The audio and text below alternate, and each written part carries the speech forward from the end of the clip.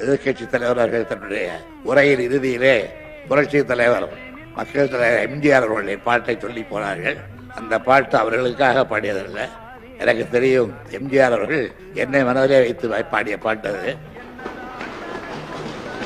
ஏனென்றால் என்னுடைய 40 ஆண்டு கால நண்பர் அல்லவா. இன்னும் சொல்ல போனால் திராவிட முன்னேற்ற கழகத்தினுடைய தேர்தல் கட்சி தேர்தல் நடைபெற்ற போது தலைவராக நான் தான் வர வேண்டும் என்று அதற்காக பாடுபட்டவர், அதற்காக ஆட்களை சேர்த்தவர். அந்த நன்றி என்றற்கு எனக்கு உண்டு, சாகர வரையிலே உண்டு.